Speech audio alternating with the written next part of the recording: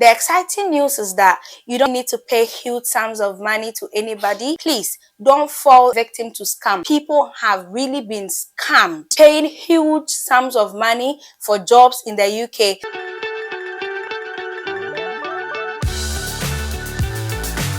Hi guys, welcome to my channel. My name is Midwife Jamie. On my channel, I talk about life in the UK, midwifery practice in the UK, and I share my experience as an immigrant living in the UK as well.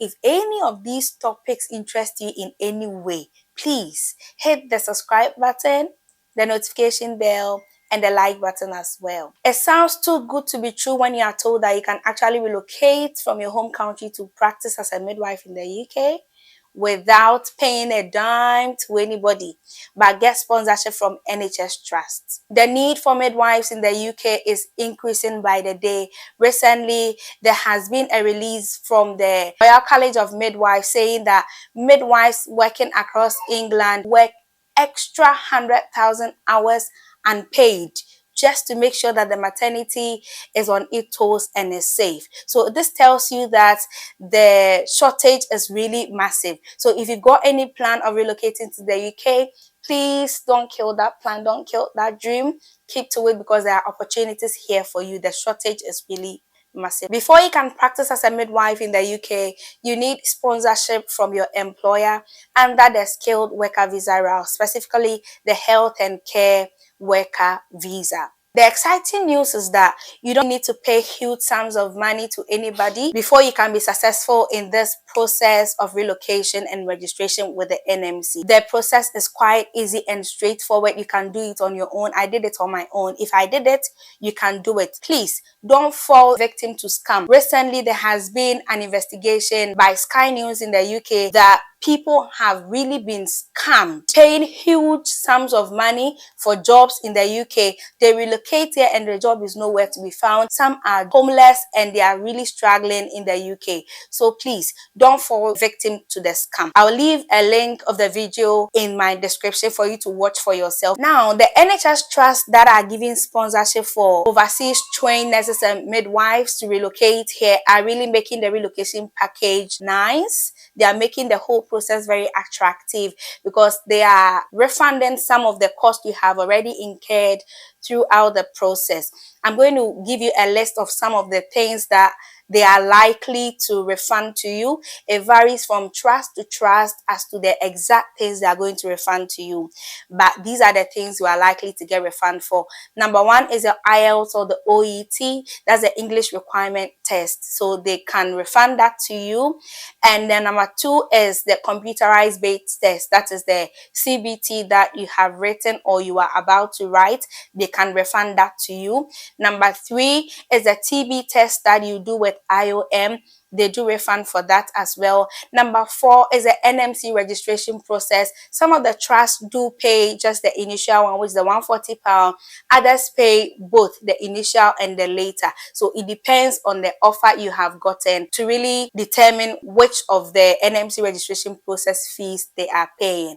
Five is the visa, either is priority or standard. They pay for you or you pay for yourself and they refund later.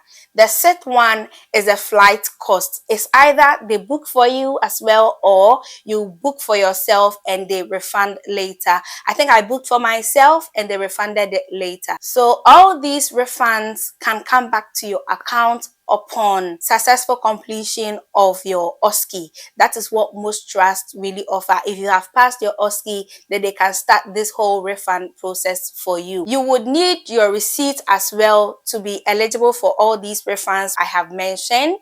If you don't have receipts, then you cannot get it. So please keep all your receipts safe to be able to get all these refunds. Now, when you have landed in the UK, your trust is not going to leave you stranded. They have plans for you with regards to accommodation.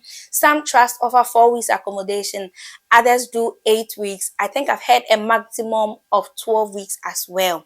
So when they give you all these accommodation, you make use of it and then you later on find accommodation for yourself. If you have a relative in the UK and you feel like you are not really going to need their accommodation, you can join your relative or you can join your family. Some trusts are lenient enough to give you that accommodation refund as well. Others don't, so please find it out and see which option is best for you. And then they also help you train for your OSCE. The OSCE is the final exam you need to write to be on the register as a registered midwife in the UK. So the IELTS, the CBT, and finally the OSCE. Now, some of us didn't have the chance of getting tuition for IELTS and CBT because our schedules did not really allow us, our schedules were not really flexible. But here you don't need to struggle with OSCE preparation because your trust has got you at heart. They are going to arrange OSCE trainings for you to make sure that you are ready to sit for the OSCE and to pass. The immigration health surcharge is another thing I'm going to talk about. You need that to access healthcare in the UK. It's like the national health insurance in the UK. But if you are coming via the health and care worker visa route, you don't need to pay for immigration health surcharge, not you nor your dependents. Okay, so now how can I be a part of this juicy package? Yeah, you need to start your registration with the NMC. I'm going to leave a link as well in the description for you.